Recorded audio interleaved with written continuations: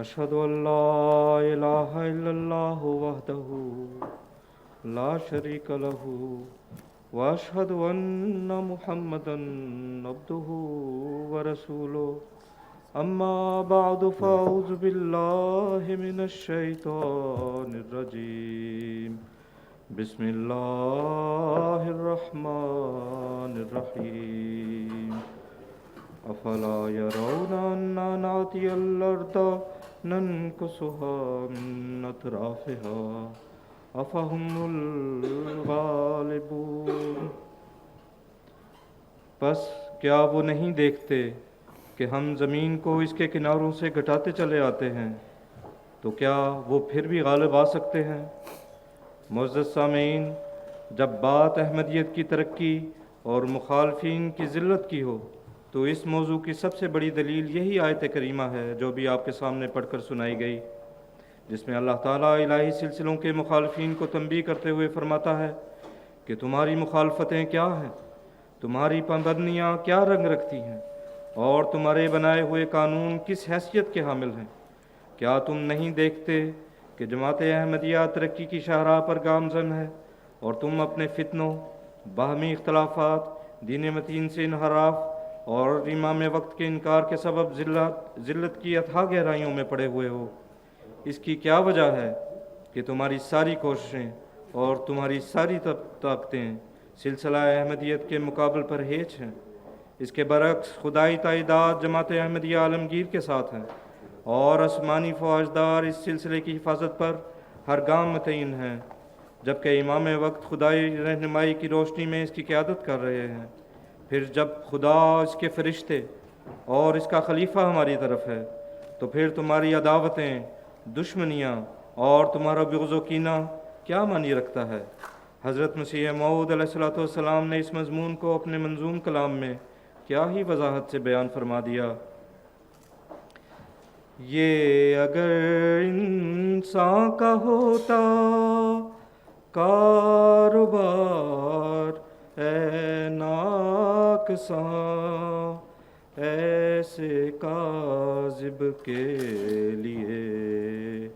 کافی تھا وہ پروردگار۔ کچھ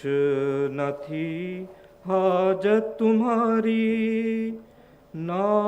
تمہارے مکر کی، خود مجھے نابود کرتا وہ جہاں کا شہریار۔ سامعین کرام، آدم علیہ السلام کے مقابلے پر ابلیس سر اٹھاتا ہے، ابراہیم علیہ السلام کو مٹانے کے لیے نمرود آگ بھڑکاتا ہے، اور موسیٰ علیہ السلام کے مقابلے پر فرعون پوری طاقت کے ساتھ نکل کر سامنے آ جاتا ہے، یہاں تک کہ نبیوں کے سردار حضرت محمد مصطفیٰ صلی اللہ علیہ وسلم جب دنیا میں تشریف لاتے ہیں تو ابو لہب اور ابو جہل جیسے بہت سے کردار حق کی مخالفت پر کمر بستہ ہو جاتے ہیں اور پوری کوشش کرتے ہیں کہ کسی طرح اپنے منہ کی پھونکوں سے اس آسمانی نور کو مٹا دیں، لیکن ایسے لوگ ہمیشہ ناکام و نامراد کر دیے جاتے ہیں اور ان کے منصوبے پارا پارا کر دیے جاتے ہیں۔ اللہ تعالیٰ فرماتا ہے،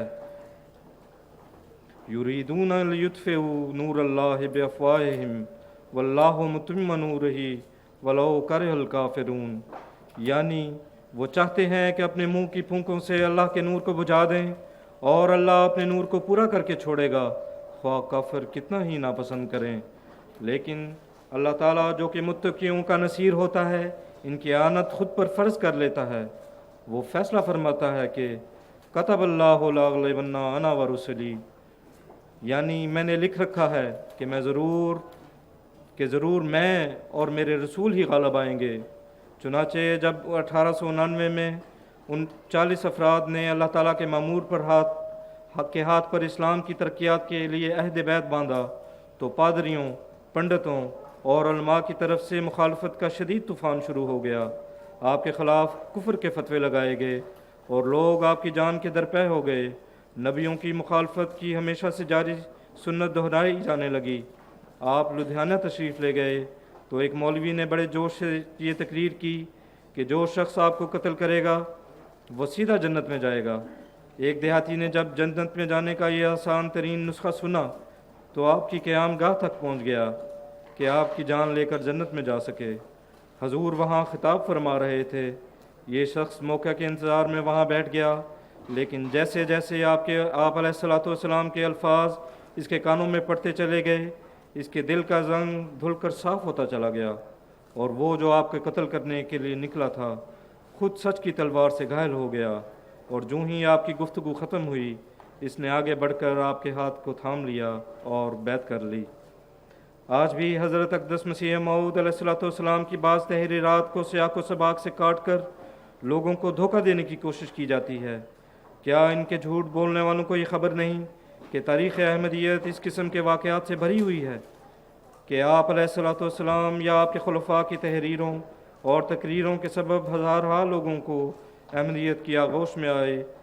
وہ احمدی جو حضور کی زندگی میں آپ کی غلامی میں شامل ہوئے تھے، وہ اس روحانی معاہدے کا ہی تو فیض تھا، اور آج تک یہی تعلیم ہے جو لوگوں کو حقیقی اسلام سے متعارف کروا رہی ہے۔ اے معاندین احمدیت، اگر بفرض حال یہ بات واقعی سچ ہے تو کیوں جماعت احمدیہ کی کتابوں پر پابندی لگائی جاتی ہے؟ کیوں مختلف ملکوں میں MTA کی نشریات کو روکا جاتا ہے؟ کیوں جماعتی ویب سائٹ کو بند کیا جاتا ہے؟ صرف اس لیے کہ سب جانتے ہیں کہ یہ وہ روحانی معاہدہ ہے جس کی خوشخبری حضور صلی اللہ علیہ وسلم نے 1400 سال پہلے دی تھی۔ یہ محض قصے کہانیاں نہیں، بلکہ آج دنیا کے 213 ممالک کے کروڑوں لوگ جن تک سچ کا یہ پیغام پہنچ چکا ہے، وہ آپ علیہ السلام اور آپ کی نیابت میں قائم شدہ خلافت احمدیہ کے ایک اشارے پر ہر قربانی کے لیے تیار نظر آتے ہیں۔ مخالفین جو دلائل کے میدان میں عاجز آ چکے ہیں، لدھیانہ کے مولوی کی طرح جنت کے جھوٹے پروانے تقسیم کرتے ہوئے لوگوں کو احمدیوں کے قتل پر اکساتے ہیں، اور اب تک سینکڑوں احمدی اللہ تعالیٰ کی آواز پر لبیک کہنے کے جرم میں اپنی جانوں کے نذرانے پیش کر چکے ہیں۔ اگر دلائل موجود ہیں تو کیوں معصوم احمدیوں کی جانیں لی جاتی ہیں؟ کیوں انہیں جھوٹے مقدمات بنا کر قید کیا جاتا ہے؟ کیوں ان کے لیے الگ سے قانون سازیاں کی جاتی ہیں؟ ایک صدی گواہ ہے کہ احمدیوں کی شہادتوں کے میدان میں آزما کر دیکھا گیا۔ گلیوں اور بازاروں میں، یہاں تک کہ مسجدوں میں احمدی خون یہ سوچ کر بہا دیا گیا کہ شاید اس طرح سے اس آسمانی سلسلے کو شکست دی جا سکے، لیکن ایک دن میں لاہور کی مساجد میں ہونے والی 86 شہادتیں بھی جماعت کی ترقی کے اس سفر کو روک نہیں سکیں، بلکہ خلافت احمدیہ کے زیر سایہ اس کام کو آگے بڑھانے کے لیے آج 70,000 سے زائد وقف نو بچے ہیں، سینکڑوں ہزاروں مبلغین اور لاکھوں کروڑ احمدی قدم آگے سے آگے بڑھانے کے لیے تیار کھڑے نظر آتے ہیں۔ پس کس میں ہمت ہے کہ سچائی کے اس قافلے کو روک سکے؟ حضرت امیر المومنین خلیفۃ المسیح الخامس سیدہ اللہ تعالیٰ بنسل عزیز فرماتے ہیں، مسیح محمدی کے یہ غلام اپنے ایمانوں اور اپنے عہدوں کی حفاظت ہر طرح قربانی کر کے کرتے چلے جا رہے ہیں۔ اتنے عرصے کی بندش اور مستقل اذیت کوئی معمولی بات نہیں ہے، لیکن صبر و استقامت کے یہ پیکر مرد، عورت، بوڑھے، بچے یہ قربانیاں دیتے چلے جا رہے ہیں، لیکن یہ ہمیشہ کی قربانیاں نہیں ہیں، یہ 300 سال سے زائد عرصے تک رہنے والی قربانیاں نہیں ہیں۔ یہ قربانیاں اللہ تعالیٰ کے فضل سے بڑی تیزی کے ساتھ ہمیں کامیابیوں اور فتوحات کے قریب تر لے جاتی چلی جا رہی ہیں۔ جو خدا کا ہے اسے للکارنا اچھا نہیں، ہاتھ شیروں پر نہ ڈال اے روبائے زار و نزار۔ مہمان کرام، حضرت مسیح موعود علیہ الصلوۃ والسلام اور جماعت کو قید کرنے کے لیے قادیان میں مخالفین احمدیت نے آپ کے گھر کے سامنے راستے میں ایک دیوار کھینچ دی اور یہ خیال کیا کہ شاید وہ اس طرح سے احمدیت کے پیغام کو ایک گاؤں کی چار دیواری سے باہر نہیں نکلنے دیں گے۔ اللہ تعالیٰ کی بشارتوں کے مطابق نہ صرف وہ دیوار گرائی گئی، بلکہ احمدیت کی ترقی کی راہ میں حائل ہونے والی ہر دیوار کو اللہ تعالیٰ نے پاش پاش کر دیا، اور خدا تعالیٰ نے احمدیت کے پیغام کو نہ صرف زمین کے کناروں تک پہنچا دیا بلکہ فضاؤں کو بھی حضرت مسیح موعود علیہ الصلوۃ والسلام اور آپ کے خلفاء کے لیے مسخر کر دیا۔ MTA کے چینلز، جماعت کی بے شمار ویب سائٹس، اخبارات و رسائل اور کتابیں ملک و ملک پھیلے ہوئے ہیں۔ احمدیہ مشن ہاؤسز اور مساجد قادیان کی دیواروں سے بہت آگے نکل چکے ہیں اور سعید روحیں ان کے ذریعے عافیت کے حصار میں داخل ہو رہی ہیں۔ میں تھا غریب و بے کسو، گمنام و بے ہنر، کوئی نہ جانتا تھا کہ ہے قادیاں کدھر۔ نعرہ تکبیر، اللہ اکبر، مرزا غلام احمد کی جے، نعرہ تکبیر۔ اللہ اکبر۔ حضرت مسیح موعود علیہ السلام کے قتل کی کوششوں کے ساتھ ساتھ آپ کو گرفتار کروانے کے منصوبے بھی بنائے گئے۔ آپ پر اقدام قتل کا ایک جھوٹا مقدمہ دائر کیا گیا۔ مجسٹریٹ نے اس معاملے کی تحقیق کے بعد جب آپ کو باعزت بری قرار دیا تو یہ اختیار بھی دیا کہ اگر آپ چاہیں تو عیسائی پادری کے خلاف ہتک عزت کا مقدمہ دائر کر سکتے ہیں۔ آپ علیہ السلام نے فرمایا، میں کسی پر مقدمہ نہیں کرنا چاہتا، میرا مقدمہ آسمان پر دائر ہے۔ اور پھر ایسا ہی ہوا اور خدا نے خود فیصلے کرنا شروع کیے تو آپ کے دشمن اور مخالفین ایک ایک کر ہلاکت کے گڑھوں میں گرتے چلے گئے۔ مجلس احرار نے 1934 کے فسادات کے دوران خوف کی فضا پیدا کرنے کے لیے قادیان کی اینٹ سے اینٹ بجانے کی دعوے کیے تھے، جس کے جواب میں امام جماعت احمدیہ نے فرمایا تھا کہ میں احرار کے پاؤں تلے سے زمین نکلتے دیکھ رہا ہوں۔ حضرت مسلم موعود رضی اللہ عنہ ہر قسم کے مخالفین کو مخاطب کرتے ہوئے فرماتے ہیں، تم سارے مل جاؤ اور دن اور رات منصوبے کرو اور اپنے منصوبوں کو کمال تک پہنچا دو اور اپنی ساری طاقتیں جمع کر کے احمدیت کو مٹانے کے لیے تل جاؤ۔ پھر بھی یاد رکھو کہ تم سب کے سب ذلیل و رسوا ہو کر مٹی میں مل جاؤ گے، تباہ و برباد ہو جاؤ گے، اور خدا مجھے اور میری جماعت کو فتح دے گا، کیونکہ خدا نے جس راستے پر مجھے کھڑا کیا ہے وہ فتح کا راستہ ہے۔ 1953 کا پرآشوب زمانہ بھی آج ہماری آنکھوں کے سامنے ہے، جب حکومتی سرپرستی میں احمدیوں کے گھر جلائے جا رہے تھے، تو عین اس وقت حضرت مسلم موعود رضی اللہ عنہ کی یہ آواز احمدیوں کے ایمانوں کی تازگی اور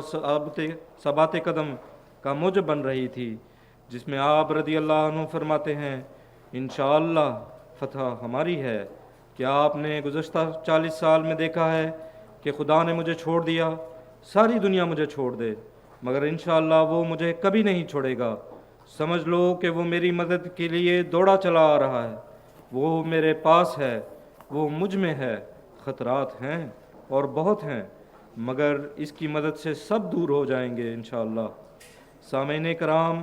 پھر ہم بچشم خود دیکھا کہ وہ خدا اپنی فوجوں کے ساتھ اپنے خلیفہ اور اپنی جماعت کے لیے واقعی دوڑا چلا آیا، اور جماعت نہ صرف کسی دائمی نقصان سے محفوظ رہی بلکہ اس ابتلا سے اور بھی زیادہ سرخرو ہو کر باہر نکلی۔ 1974 میں جماعت احمدیہ کے خلاف نہ صرف ملکی بلکہ طاقتور سربراہوں پر مشتمل عالمی جتھے اکٹھے کر لیے گئے، احمدیوں کو غیر مسلم قرار دیا گیا، عوام کو بھڑکایا گیا، جانیں لی گئیں، اموال لوٹے گئے، تحریکات چلائی گئیں۔ جیسے ایک مثال وہ خون آلود دن ہے جس دن گجرانوالہ میں 14 احمدی شہید کر دیے گئے۔ ان میں مکرم محمد افضل صاحب کھوکر اور ان کے بیٹے اشر صاحب بھی تھے۔ ظالموں نے باپ کے سامنے چھرے مار کر دردناک طریقے سے بیٹے کو شہید کیا، پھر باپ سے کہا اب بھی موقع ہے کہ احمدیت سے انکار کرو اور مرزا صاحب کو برا بلا کہو، مگر آفرین ہے افضل شہید پر جس نے کہا کیا تم مجھے میرے بیٹے سے بھی ایمان میں کمزور والا سمجھتے ہو، جس نے میرے سامنے سسکتے ہوئے جان دی ہے۔ ظلم کی حد تو یہ تھی کہ اشرف شہید نے زخمی حالت میں جب پانی مانگا تو ظالموں نے ان کا منہ ریت سے بھر دیا۔ اس نظارے کو باپ اسد کھوکر صاحب نے بھی دیکھا، اس لیے انہوں نے للکار کر کہا بے شک اس سے بھی بدتر سلوک مجھ سے کرو، میں اپنے ایمان کو متزلزل نہ ہونے دوں گا۔ چنانچہ انہوں نے بھی دردناک طریقے پر شہید کر دیا گیا۔ ان مظالم سے یہ خیال کیا گیا کہ بس اب احمدیت کو کچل کر رکھ دیا جائے گا۔ دوسری طرف اس الہی جماعت کے محافظ کا خدا کا یہ ارشاد تھا کہ وسع مکانک، اے احمدیو اٹھو اور اپنے مکانوں کو وسیع تر کرنے کی تیاریاں کرو، کیونکہ یہ مصائب اور مخالفت کی آندھیاں تمہارا کچھ نہیں بگاڑ سکتیں۔ پس جاؤ اور اپنی آئندہ آنے والی ترقیات کی تیاری کرو۔ اگر تاریخ کے ایوانوں میں جھانک کر ان طاقتور حکمرانوں کے ناموں کی فہرست نکالی جائے، ان کی تصاویر کو ایک مرتبہ غور سے دیکھا جائے اور ان میں سے ایک ایک کے انجام کے بارے میں تحقیق کی جائے، تو معلوم ہوتا ہے کہ اللہ تعالیٰ نے اس صاحب جبروت بادشاہوں اور سربراہوں اور کو عبرت کا نشان بنا دیا۔ اگر ہم پلٹ کر دیکھیں تو ہمیں تاریخ میں تختہ دار پر جھولتے ہوئے مالکان اقتدار نظر آتے ہیں، گلیوں اور بازاروں میں اپنے عوام کے ہاتھوں مار کھاتے ہوئے لہو لہو چہرے دکھائی دیتے ہیں، اور جب ہم ان چہروں کو پہچان کر دوسری جانب دیکھتے ہیں تو نظر آتا ہے کہ کیسے اللہ تعالیٰ نے اسی مختصر سے عرصے میں ایک کمزور جماعت کی ترقیات کی راہوں کو عظیم شاہراہیں بنا دیا ہے، اور تاریخ اس وقت کو بھی نہیں بھولے گی جب سر توڑ کوششیں کی گئیں کہ کسی طرح امام الوقت کو گرفتار کیا جائے تاکہ احمدیت کی پرواز کو روکا جا سکے، مگر مخالفین کی سب تدبیریں رائے گاں گئیں، کیونکہ وَمَكَرُوا وَمَكَرَ اللَّهُ وَاللَّهُ خَيْرُ الْمَاكِرِينَ،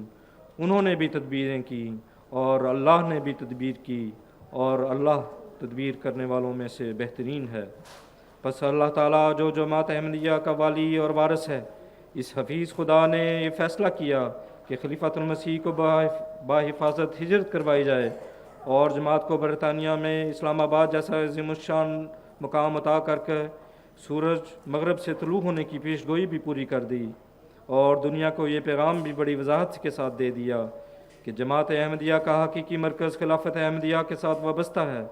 اور نظام خلافت ہی وہی مرکز ہے جو اپنے سب متابعین کو متحد رکھتا ہے، اور دنیا بھر میں باوجود ہزار کوششوں کے یہ نعمت کسی اور فرقے